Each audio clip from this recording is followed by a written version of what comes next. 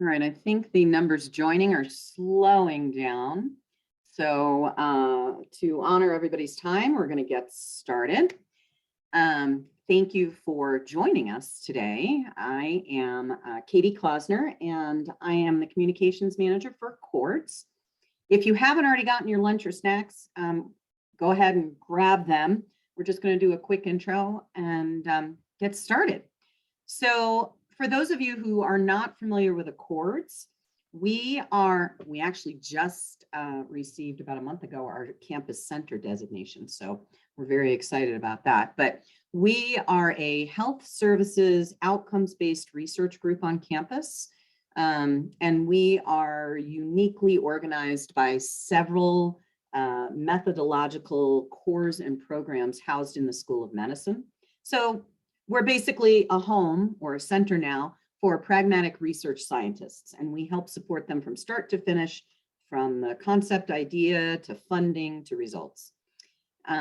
So one of my goals as the communication person is to help promote the value of Accords and the services that we do across campus, as well as nationwide. So this little lunch and learn that we're doing, super casual, it actually started as only for Accords folks, all of our research assistants and our principal investigators, PIs, as a casual training to help them learn a little bit more about various marketing and communications topics to help promote themselves as researchers or their research and studies themselves. But our director, Dr. Allison Kemp, thought it might be useful for others. So we opened it up, and here we are. Recordings of our past lunch and learns can be found on our YouTube page, and this one will be there as well. And I will share the recording link to everybody afterwards as well. So today, marketing magic of storytelling, capturing stories that make an impact. When it comes down to it, healthcare, which we're all involved in, is pretty much all about people, whether providers, researchers, or patients, or community, it always equates down to the people. And storytelling connects people, connects them to a story or a message or a service, or maybe just connects them to other people. It's such a huge topic. So we're really only briefly touching on it today, but in reality, this could probably be a 12-part series. And by no means do I, and I can say this probably confidently for Jack, do we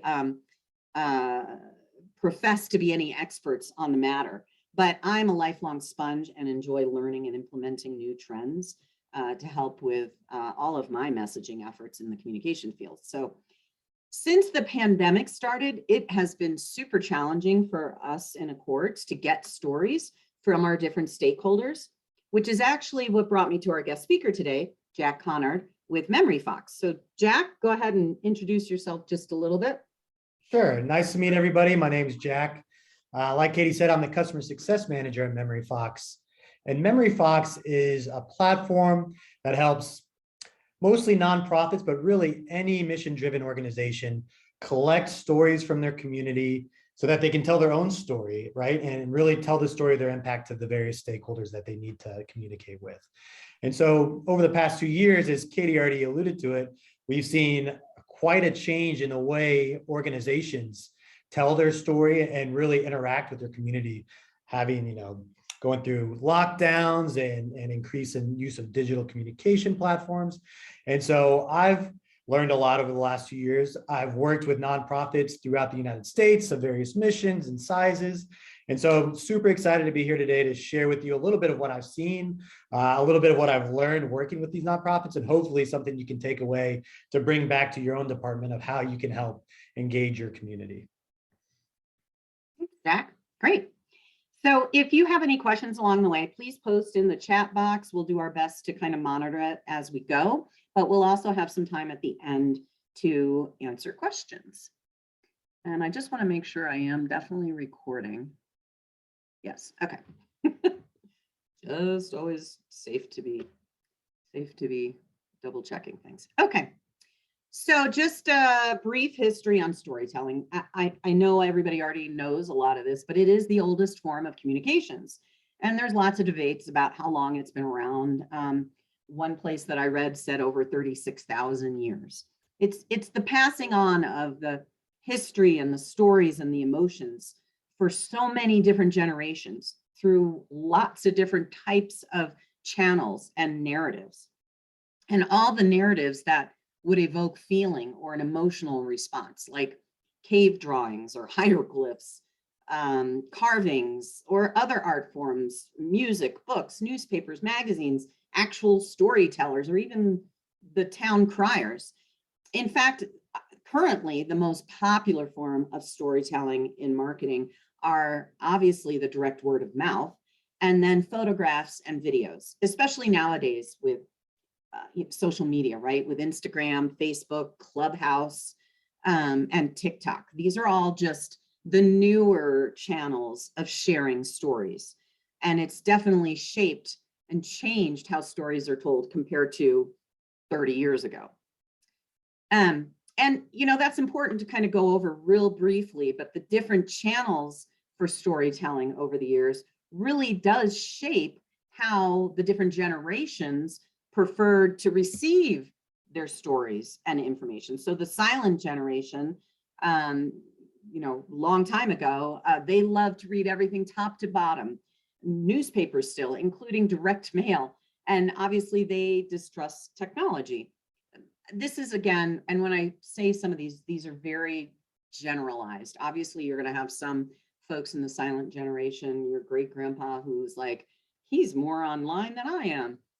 There are some exceptions, obviously, to all of these things, but the baby boomers, they are casually online, right? They prefer PCs. They are on Facebook and YouTube. They do read and watch ads. So they get their stories through those kinds of avenues as well. The Gen Xers, yay, Gen Xers, we're all online for work and casual. We are on PCs, we're on mobile. We're generally a bit pickier about what we're going to read or watch. It needs to be short, sweet, to the point. That's where those bullet points and images all came about. We like those. And then the millennials, or the Gen Xers, no, I'm sorry, Gen Ys, they are the first generation that were born into having phones and social media. They grew up when they were young, they were able to get these things. So they're really the most media exposed generation. They're very visual. They're story creators themselves, and they like to make a difference. So they seek out creativity, things that are well thought out, things that are conversation starters, things that help them make a difference and impact. So they like those kinds of stories. And then the Gen Zs, they're 24/7 online. They're your TikTokers, your snappers, your influencers online. They want to be influencers. And then supposedly the newest one is Gen Alpha, but that's like 2012 and later, but I don't know. They'll probably come up with a different name for that one later. I would think they're not our target audience. So I'm not even going to talk about them. But in the end, storytelling does reach all types of audiences. It is just an emotionally evoking narrative that's used to communicate a message. Knowing how to create and effectively share that narrative is really what's key. And that's what we're going to focus on. So I'm going to switch a little bit over to kind of what I call the popular video storytelling. And kind of shout out to Children's Hospital Colorado, one of our partners. The Accords is, we're kind of funded by both University of Colorado and Children's Hospital Colorado. So last year, they have both CU and obviously Children's have tons of great videos, and they do a lot with storytelling already. But I wanted to share this one example, and you'll see they obviously used a professional video resource to create it. Well, not a lot of us, like here in Accords, have the budget to create these kinds of awesome storytelling videos. But there were key things in this video that definitely build trust and make us feel something inside and react. And in fact, just the first 25 seconds pulls us in. So I'm just going to play 2 snippets of this, but first it's going to be the 25 seconds. If I can get this to work. We're parents of Oliver, who's 3.5 and has hypoplastic left heart syndrome. We've been with children since before Ollie was born. We knew walking in, pandemic or not, that he would be okay and that we'd be taken care of. With HLHS, Oliver was born with half a heart and he required 3 surgeries. The first 2 we did before COVID and the third we did during the pandemic. We knew what we were going through. We knew. Okay. So just the first 25 seconds, obviously they do a great job of not only kind of giving you the quick information, but then they also just, you know, the music, the beauty of it. You're seeing a child. As a parent, you're kind of putting yourself in those shoes. But as much as I love this video, it's over 4 minutes. So as a Gen Xer, anything over 2 minutes, too long for me. So I'm going to jump ahead. Sorry, children's, if you're on, to another spot in the video. And it's a very small mention in this video that I personally would have probably highlighted or featured or made its own video just about this one little story piece. And I have too many screens up, so I have to look around and see what I'm doing here.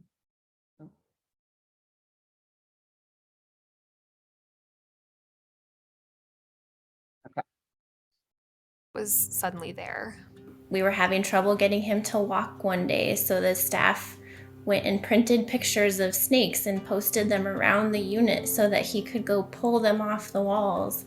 And that's what finally got him out of bed. So we got the same kind of amazing outside the box care that we always have. We continue to. So just that little piece, right, of how they got him to walk. What a great story, great visual. Somebody had it on an iPhone.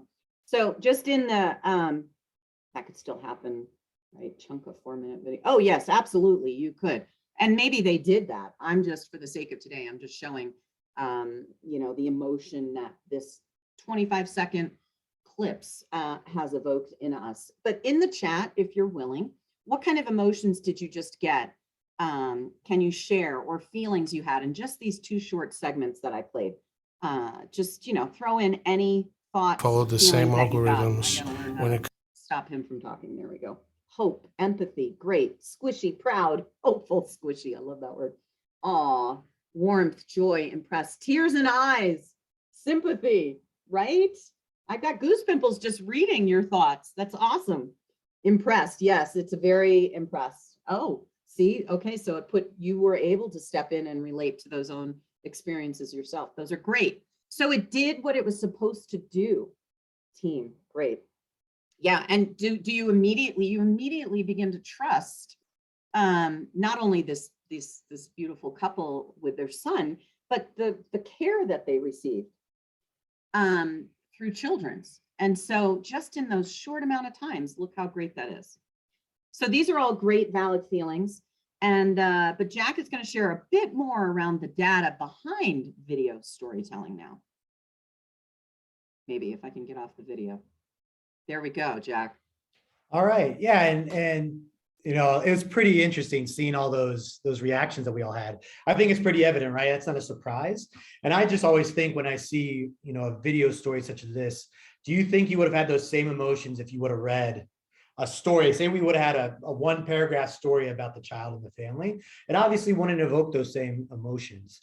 And so we see that now as video is becoming more and more prevalent in our society. You know, I just threw some stats here for you to look at. Not only is it becoming more prevalent, people are expecting more video. They're obtaining information about their brands, the products they consume, the organizations that they're a part of. It's all starting to be filtered towards and through video storytelling. And so, you know, maybe 10 years ago, and for a lot of organizations, really a lot of individuals, that might have been a scary trend. Just because if you worked for an organization that didn't have this unlimited marketing budget, right, go hire a videographer or purchase a specialized equipment to make quality videos, you could get left behind. You know, Coca-Cola, Pepsi, all these name brands that are out there are obviously going to be the ones taking, you know, advantage of these trends, and everybody else is being left behind. the good news today is that's not the case, right? With the advent of new technology, especially with smartphones, most of our society doesn't leave their house in the morning without a high quality video camera in their pocket that can be, very easily used, and everybody knows how to use it. And so with that being said, if we know that society is moving towards video storytelling, maybe we all have to look at our own departments, our own organization, and ask ourselves, are we taking advantage of that? Are we, getting those stories not only from our community, but are we telling our story back to our community in more mediums than just online articles, websites, newsletter with more static pictures and static text? And so it's evident, I think, like I said, everybody needs to go into more video storytelling, but how can you do that? And really, why should you? So Katie, if you can go to the next slide. One of the reasons why, we should all take advantage of video storytelling, why it's become very important, is because that's what people are expecting to see your organization to gain trust. I don't know if you can really see that graphic to the right, but basically what it's saying is if an individual in your community can't see your organization in action, they don't know if you're trustworthy or not. Long gone are the days of them reading an article and that being the only thing they need to see before saying, okay, I trust this. Especially now in a world of, even with video, fake news, it's hard to find ways that you can trust an organization, and seeing those authentic video stories goes a long way. And so for your departments and really any storytelling, you should really think about how can you use these little video cameras in our pockets to gain the trust of your community and to tell your story. And so I've put a couple bullet points here on how you can do that. The biggest way that you can go about gaining trust and really telling your story is showing your mission in action. And so whether that's research, whether that's your team working together, you explaining why you're doing some task or some mission, having a video of just somebody in front of a camera explaining that and showing the human emotion of it goes a long way and a little bit further than just writing about it. And so whether that's adding a story to your newsletter, getting more involved in your social media presence, whether that's just, getting to know the staff or to your team and posting that on Facebook. The more you can incorporate video, the more you can tell your story via video, the more trust you can build with your community. And there was a question I saw in the chat about, obviously today you have to think about time and how can you always keep in mind people don't have a lot of time. Maybe they only want to take videos in certain snippets.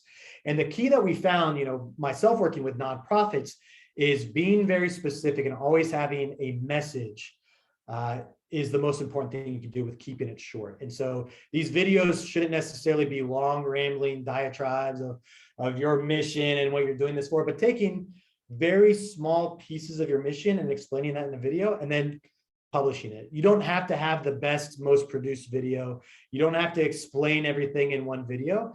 Take one little thing you want to talk about, make a 1 to 2 minute video, and then put it onto Facebook, include it into your social media presence, put it into a newsletter, use Vimeo and YouTube. There's all kinds of free platforms out there to where you can upload videos that you take on your phone or your computer and then publish those out to your community. MemoryFox and our platform is just one of those. So you can find all kinds of access out there for you to take very specific parts of your mission to tell your community.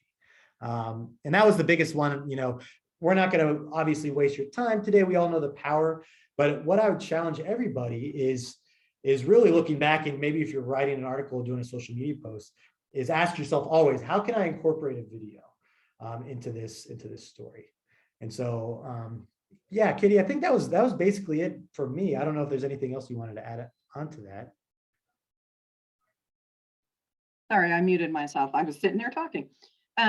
Yep, no, I think that's good. Jack, I think we can, for the, again, sake of time, going to move into a little bit of how folks can. So obviously, if you're here today, you're connected to healthcare. And those of us involved in the communications aspect, we often have to take complex information, sometimes pages and pages of it, and attempt to boil it down to a short story, a slogan, a tagline, or whatever outcome to help convey the message of what our department or division does. And somebody had asked in the chat, which I thought was pretty telling, is like, how do we help stakeholders understand the need to limit the content and length? And that is a very big challenge. And I added that to one of our questions at the end, because I'd like to hear from others, because there is a big learning curve, and maybe this is another lunch and learn topic of helping stakeholders realize that we can't be too literal in everything that we describe and put out there. And sometimes we have to make it in bite-sized, easy to understand or evoke emotion pieces, right? So, okay. So storytelling, we know, and sometimes it's called content marketing in certain circles, but it helps to personalize or humanize the research, humanizing the good work we're all doing in our different departments, creating personal connections between the service, the message, emotion, people. We know that, right? So when the audience watches it, just like those videos before, they feel something inside and react. They trust us, they trust the message. So to help you all that are here today break down how best to implement your own storytelling campaigns, ask yourself these quick questions. What is your goal with the storytelling? Are you trying to align with your department's strategies or vision or mission statement? Are you trying to raise awareness about something? Are you trying to increase engagement with your stakeholders or increase getting contacts?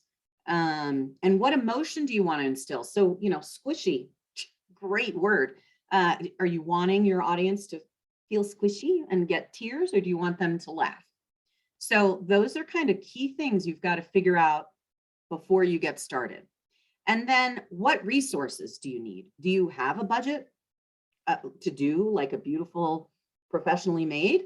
Or if not, are you going to need a budget for anything? Or do you want to do it really low key, as cheap as possible?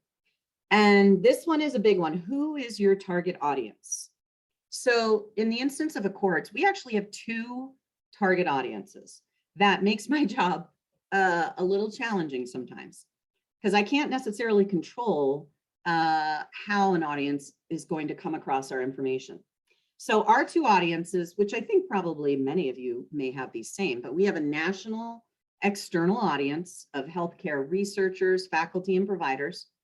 And we want to make sure that audience knows all about Accord's educational offerings, because we do a ton, our fellowships, our graduate certificate trainings, and then other types of professional development we provide.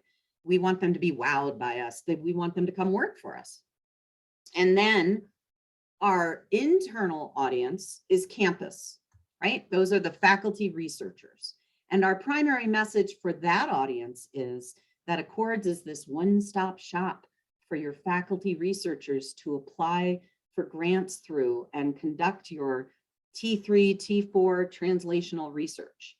So use us, that's like our key message, right? Along with, we want them to also know about all of our extensive educational and professional development offerings. But you need to know who is your target audience and break that down, define it. And then which method or which form of storytelling is going to work best for your message or your team or your department. So brainstorm with others around you to ensure that you have that buy-in. Are you looking to tell stories about patient success? Are you looking to interview faculty, staff, fellows, grant recipients, donors, community members? Are you wanting to do stories around research outcomes or the impact of grants? Are you wanting to do a photo essay? Are you wanting to do testimonials or quotes with pictures or videos? Do you want them as videos? So what's the method of storytelling you're looking to do? And then where to share these? And Jack had touched on this as well. Your digital options. Are you going to share it on your website? Are you going to share on social media? Are you going to send it in an email? Are you going to put it up on a cool physical video wall? You guys seen the new video wall in the new Anschutz health building? Holy smokes, that thing is impressive. Anyhow, sorry, squirrel. Are you wanting to make commercials, put it on TV? Do you have monitors in your department that you want it? Or do you want them in print? Those are good. Those are fine. Think about the different generations we're trying to hit. Sometimes print's going to work great for certain audiences. You want them on flyers, or you're going to want to do mailers, event handouts, and as tacky as this is, in bathrooms, because you do have a captured audience with time to read. So how now do you collect the stories? And that's a biggie. So I'm gonna pull up a poll real quick because I'd like to know how you're currently collecting stories. And if you aren't, that's fine. But if you are, hopefully that showed up. Did that show up, Jack? Okay. If you are, please let us know. And if there's something on here that you don't have, throw it in the chat so that we can see how everybody's collecting their stories.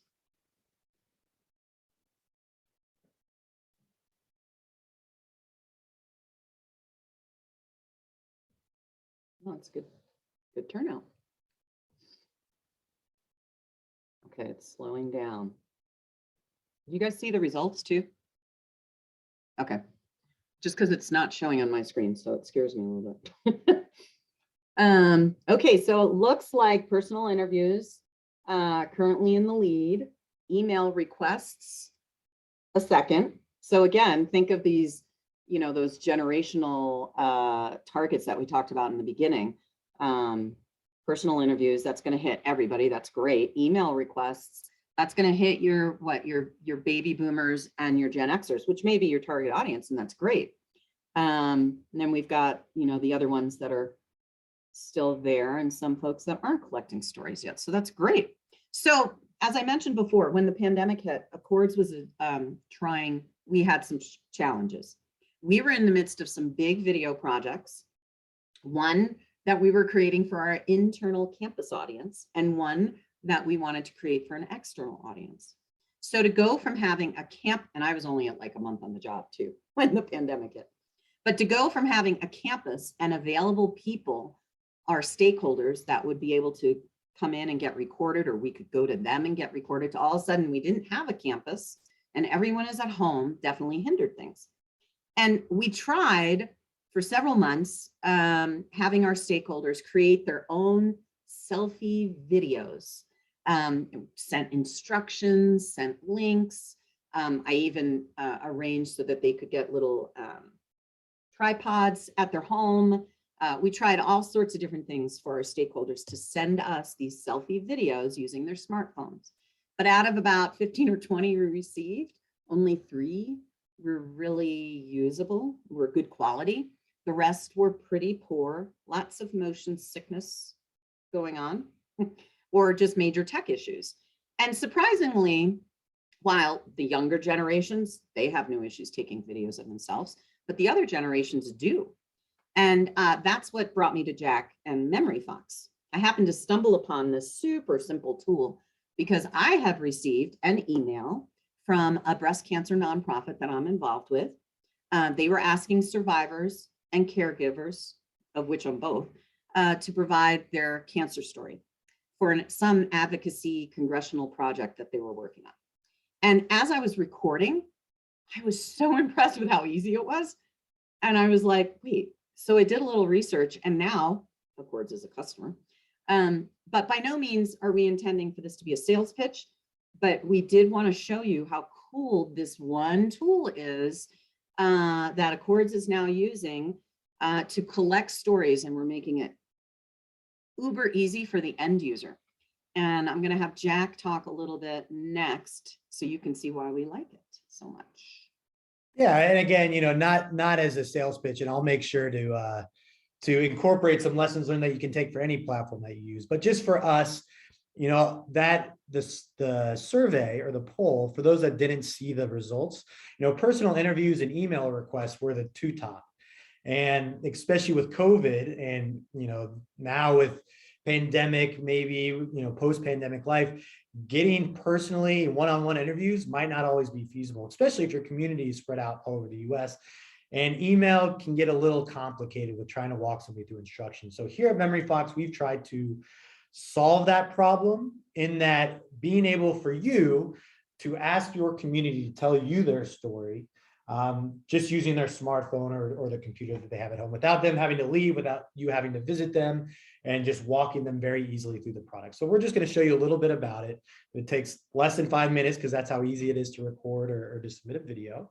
And then we'll get into the lessons learned about what we found of using a product such as this. So Katie, there we go. Okay, so with Memory Fox, we have what we call a collection tool. And so the process generally plays out is an organization such as Accords wants to gather stories from their community. So in this example, they wanted to hear the importance of this program from the program participants. So they sent out a URL, just a link. There's no download required. There's no account that they have to make. All Accords does is email out a URL, and then from any device, the participant clicks on the URL and they're brought to this screen here, right? Where Accords can tell them a little bit about the program, tell them a little bit about the story they're collecting, and they click start when they're ready to begin. Thank you, Katie. For us, data is very important, not just for the sake of collecting data, but for organizing your content and knowing about your community. And so with Memory Fox, you're able to collect any information that you'd like, make it optional, required. It's up to you. This is just one part of it to help connect with your community and learn a little bit about your community. So we're also very want to make sure that you have the consent piece, because that is another part that you always have to keep in mind. I know there was a question earlier, and we can get a little bit more into it maybe in the question part about HIPAA and making sure you always have to take into account privacy. So one thing we always want to put a lot of sort of importance on is the consent piece and making sure that people know what their stories are going to be used for. And so they have to agree to terms if you have it here. Sorry. Yep. I see you're answering the questions, trying to juggle two balls here.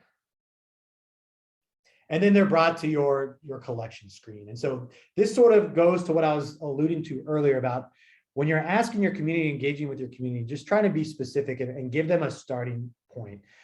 When I first started engaging with nonprofits about storytelling, I actually had the idea that maybe being vague and open-ended would get more stories, but it's actually the opposite. Asking very pointed question and being specific goes a lot further with people telling you the story, giving them a place to start and a framework to work in. So for Memory Fox, they just click on a question or a prompt that they'd like to answer. And then right there, using their phone, using the browser, they're able to, they're not gonna see the blurred screen in the background now. You're able to take a video, you're able to take a photo, do a text testimonial, or upload from your device right there in the browser. And so Katie, feel free to go through the process if you'd like. Yep, but I really have the screens up. So I'm gonna do, just so everybody can see. So I'm videotaping right now. I had to turn off the video for the presentation to do this, and I have too many screens. So I'm kind of looking around a laptop where my camera is to see if this is working on this screen, Yeah, I think and all that. So then I have to stop it, and I can play it back. So I'm videotaping right now. I had to turn off, and I can, where's the submit? Oh, up there. Yep. And then I continue. I can even write in a caption. Katie and her messy home office. Submit. And done. And that's it. And that's for your, your Where's my community confetti? member There's experience. my confetti. Love the confetti. Yeah. And so, one of the things you always have to keep in mind when you're gathering stories from your community, not just telling your own story, but if you want to, whether doing those personal interviews or the email questions or the email requests, is one, obviously taking into account their experience. And so making it as easy as possible. If you get a lot of complicated instructions with a lot of different requirements, you might not get the participation or the quality of story you're looking for. Versus if you keep it very simple, you do have this grand story that you might want to tell, but is it feasible to do that all at once? Maybe you want to break it up and ask some community members to be very specific with answering this one question. And then maybe a couple of weeks, you ask another group of people a different question, instead of trying to tackle, eat the elephant in one bite, so to speak. And so that's what we found is making the experience as easy as possible goes a long way with collecting stories and then being able to tell your story. And so, and just so to close the loop on Memory Fox, we do it, all these videos go to the Accords content management system. It's all organized there that they can see and use, because that's another problem. If you all have gathered videos via email of then having to do Google Drive and share it with other people, and then you have to give access to the Drive link. Now we're trying to get everything in one place. So that's the sort of spiel about Memory Fox, that we support any organization or any storytelling organization out there. And so the the other thing I wanted to share, I don't know if folks were watching while you were talking, Jack, but I could take a picture and upload copy, and then I can even upload my headshot. I don't have that ready right now, but I can upload any image. Well, that's a lame image, but I can bring that in. I can say continue, and then I can say, whatever I want to say. I am a graduate of the certificate, or what's my story, right? The certificate program helped me save lives or whatever, okay? So, and then all that gets loaded into my thing. You don't have to do all those prompts. They're just there if you do. So exactly. And so now, the more that you put effort into collecting stories from the community, especially, I think a lot of people here, they're asking about patient stories or those impact stories. We worked with cancer support community who Katie was interacting with, who then took those very personal videos about, the experience of going through cancer treatment, what it meant to them, to be able to then go to their representatives. And this was actually as a part of the Build Back Better, but that's a whole nother thing, to try to get funding for specific cancer support programs, which, we always have to keep in mind, everybody responds to storytelling. So it's not just your community, but there's lawmakers, there's advocates, there's the patients, there's potential donors. Everybody responds to a very authentic story. And so the more that you can collect those, the more that you can tell your story from an authentic point of view and from, showing your mission in action, the more likely you're going to have engagement in whatever way you would like, right? Whether that's donations, whether that's, recruiting new team members, whether that's getting support for your program. It really can go, far enough of incorporating video stories to help empower your mission, because that's really, at the end of the day, we're trying to empower the mission. great. Good. I was looking through the chat on the different ways that people were collecting their stories. So there's somebody, Jen has digital storytelling workshops, which sounds super cool. Going into the community with CVPR, which stands for community-based, that's not professional research maybe, or participatory, community-based participatory research. It's a type of method in research, yes. And what were some of the other things? And I'm sorry, I didn't realize the poll results did not show to everyone. I love that someone, go ahead. I did want to bring up one question. Somebody was asking again about how can you encourage people to share their story, the patient stories. One thing that we've learned working with not only health centers and different health organizations throughout the United States, but this really applies to a lot of other organizations, is that a lot of times people might be hesitant to share their own personal story of maybe suffering, of hardship, right? They don't want to be the face of it. They don't necessarily want to tell everything about themselves in that way. But if you frame it in a way of giving encouragement to others going through that same experience, we found people are more than happy to share their experience if they know that this is going to go towards encouraging others, right? And so if instead of asking somebody, can you just share your story so we can share with our community, instead ask, can you share your story so we can encourage others that might be going through this difficult time as well? Or, give some advice to those that are, where you were 6 months ago in treatment. And then you'll see people start to open up and be more likely to share their story. That's just one thing I was really surprised to find. It was sort of like a good news story about the human condition, I guess, is people are very generally very positive or more likely to share if they think their story is going to help others. And so that's, I always encourage people to, you know, when they're telling their story, try to collect stories from patients to try to frame it in that narrative, and people are more likely to share. So Jack, I'm going to move on to the next slide, but while I do, one of the questions was, can you share an organization currently using MemoryFox so we can see how they use? And you and I had talked about whichever one had like all their different videos on that one page. I can't remember which organization, but I'll let you look for that. Yep. I'm going to move on. Let me see. Can Accord share the language that you allow? Oh, sure. Yeah. It's just actually, I think I got it from Jack, maybe. The language, the brief language. And I realize that with HIPAA, sometimes you're going to have much more details in the, do you give us permission, liability blurb. But yeah, we can definitely share that. All right, so let's jump while he looks for that video. I just want to go over some key takeaways from today, and then we're going to get into questions. But so the impact of storytelling, right? It's impactful to get your message out there, especially through word of mouth and video, photographs. Trust, especially in our field of healthcare, we have to build the trust and evoke and engage the audience with what we're sending out. Yeah, engaging, humanizing the message. And that also helps them remember more, because like you all remember the little boy wanting to walk because he saw pictures of snakes that motivated him down the hallway. You're not going to forget that. Well, at least, I mean, I may eventually, but just that's because I'm old.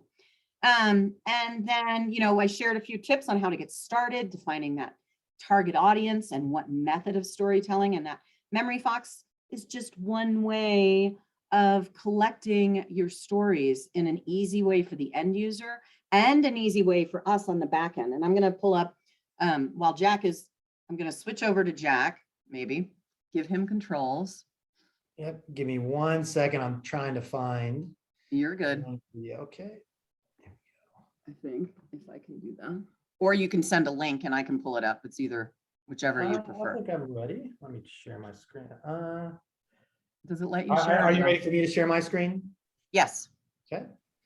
And then I will show you. So unfortunately, I was wanting one of our health organizations to share with you today, but one thing that we won't do is share. We don't like to share other people's content without their permission. So these aren't necessarily maybe a one-to-one with your departments, but just to give you an idea, this is a community foundation that gathered stories, and then they just use a very simple video editing tool to put these stories together. And so they collected. We were able to maintain our Zoom contract. We have been able to bring joy to the lonely elders through Zoom calls between the youth and the nursing home elders. We had to buy equipment to support safer activities. So all those videos that you saw there, those stories were individual submissions in MemoryFox. So then they could use that to put together this promo video, which somebody did bring up Canva, which I think is what they actually used to put this video together.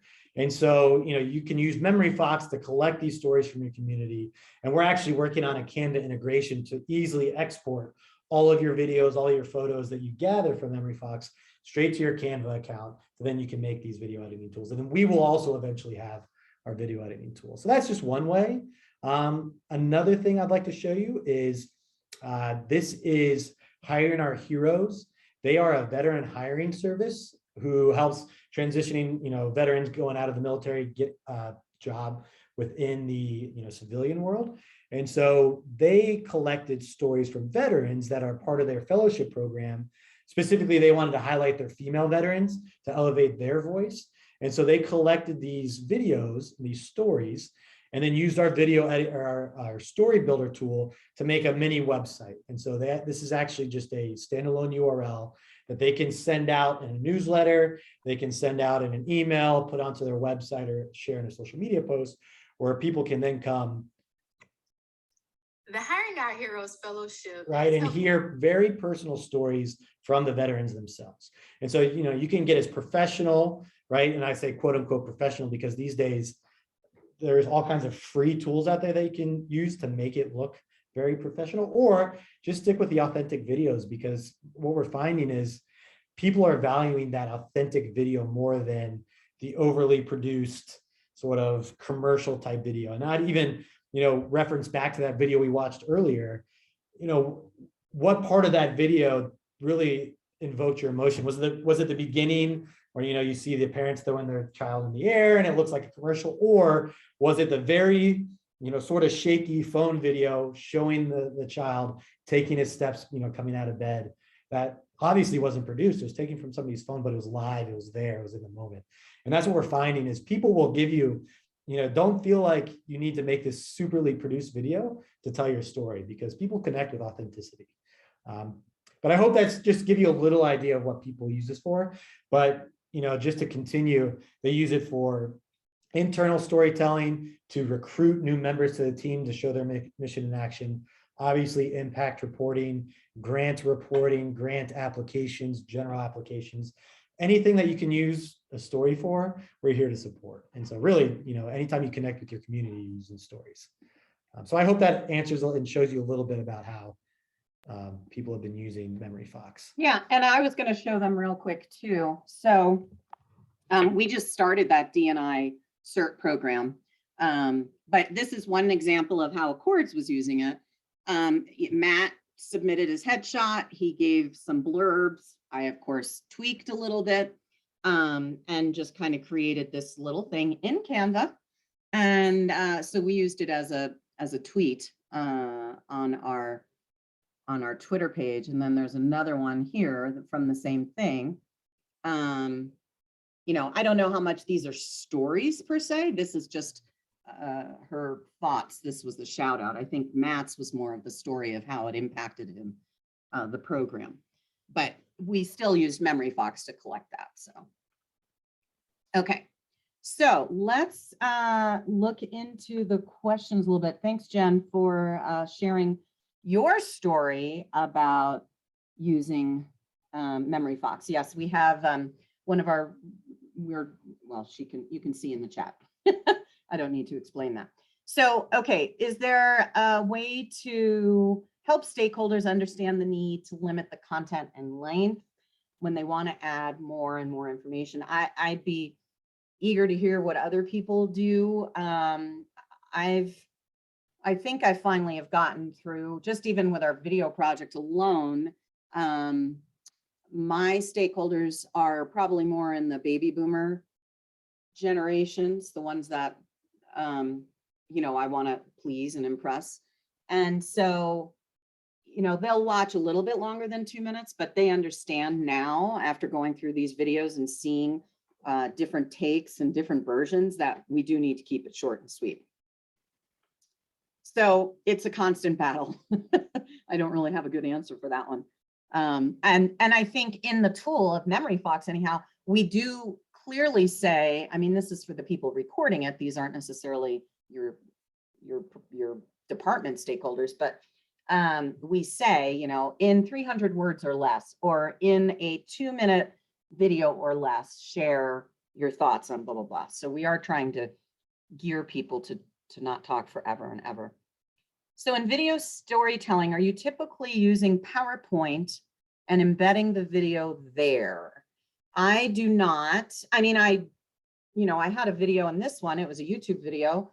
So I guess I embedded that one, but it just depends. Are you someone who's always presenting and always using PowerPoints? Yes, you can share, I guess, your videos there, but I think the power of video storytelling is being in the audience's feeds, so to speak, and wherever they get their feed is where you should be having your stories. And So, one tool, Katie, to jump in, one tool that we use and that I know a lot of organizations use that I'm pretty sure is free up to a certain point, depending on how much content you have, is Vimeo. That you can upload. The good thing about using Vimeo, YouTube's the same way. You upload a video to Vimeo, and now instead of, say you want to send an email newsletter, instead of having to attach a 25 megabyte video, you just send out the link, right? So everything's done in a browser, which is where everything's sort of moving anyway, just because of the capacities of the internet, right? And so using something like Vimeo to share stories, obviously social media, more and more are starting to there's the different social medias per generation almost is breaking out to, Facebook versus Instagram versus TikTok.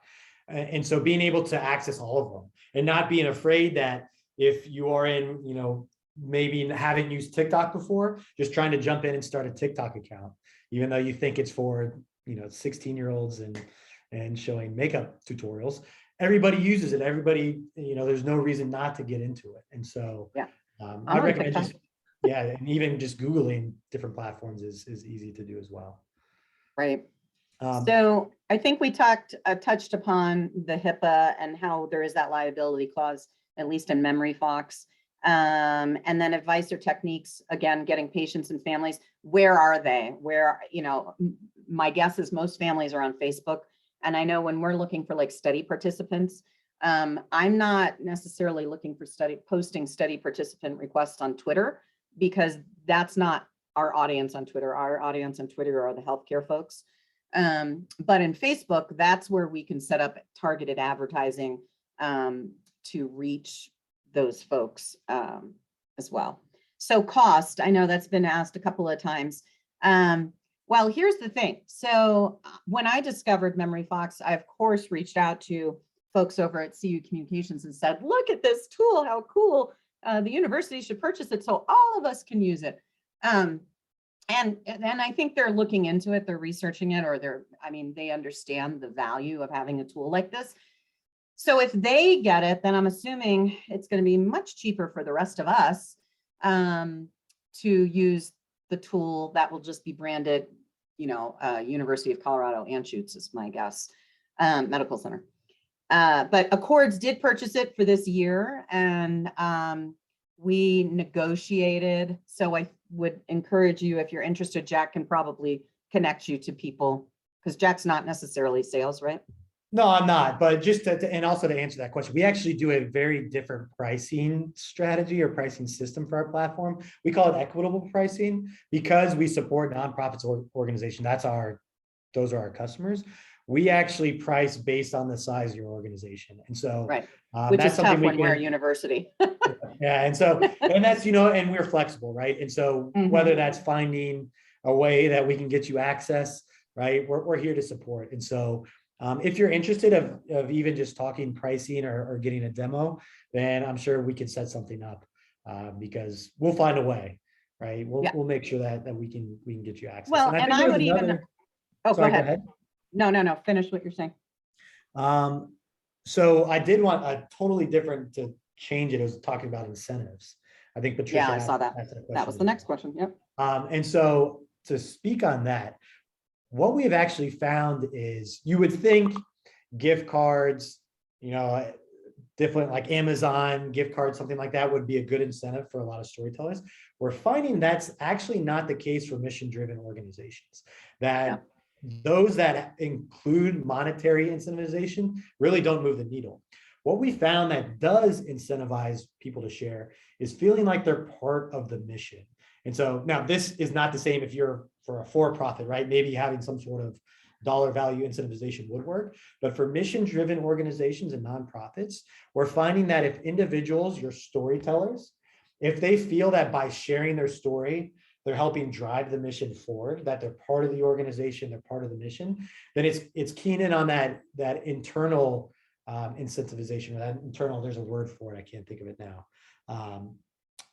to where they want to share, right? They want to be a part of that. They want to feel like they're making a difference. And so that's another thing, whether using Memory Fox or asking for stories, the key is to make it seem less like a task that they're accomplishing and more like they're driving the mission. And so you can do that by giving them more information about your program. You can tell them exactly what the stories are going to be used for. So instead of just saying, send me a video, these are the questions I'd like to ask, say, we'd love to hear your story. Here's the questions we'd love you to ask. We're going to use this to drive donor engagement to get more money so we can grow into our community. We're going to use these videos as a part of an educational campaign to try to get even more people involved in our programs. We're going to use this to lobby to our representatives to try to get more support for these publicly funded programs. And so giving a little bit more information, letting them feel like they're part of the mission is actually a pretty, it hits on that intrinsic incentive that people feel when working with a mission-driven organization. I hope that answers your question. No, I think it did. And then, whoops, no, I didn't want to go there. I was just showing because Jen had commented about how her team has used the tool. So I was sharing that, and then yes, I'll share the language and permission. What kinds of stories generate trust? Well, first, Sarah had asked, are there other trainings or online resources to continue building the skill set? I'm assuming you're meaning specific to storytelling, using marketing and storytelling. I know LinkedIn has a couple of free classes, which here at the university, you got free access to LinkedIn training. And then I know there's a lot on YouTube too about it. At least I don't know if there's a lot. I'm assuming there's a lot. I have not seen specific actual trainings. I don't know, Jack, do you know of A any? lot of what you'll find online is geared towards the quote unquote marketing, right? And so really Right, you're trying to geared sell towards something. profit, really geared towards trying Yeah. to improve your brand. But a lot of that can be applied to your organization. But if you also just look up nonprofit marketing, whether that's directly with what you're looking for, generally speaking, that goes into more of building trust within your community, showing your organization, different things that organizations with smaller budgets can tap into. And so that's, if you're going to Right. search online, I can't think of a specific platform or resource. Program, If you right. search, something along the nonprofit lines, that's going to get you away from the HubSpot marketing stuff. Yeah. So last question, David asked, what kinds of stories generate trust? And again, I think that kind of goes back to the very beginning, right? When we were talking about what are you trying to achieve? Just even the videos we showed from Children's, right? There was a family, there was a child, there was healthcare. There was motivation, there was an inspiring story behind it that immediately, I want to bring my child to go get that personalized treatment that we saw with a small child picking up snakes down the hallway, pictures of snakes, not actual snakes.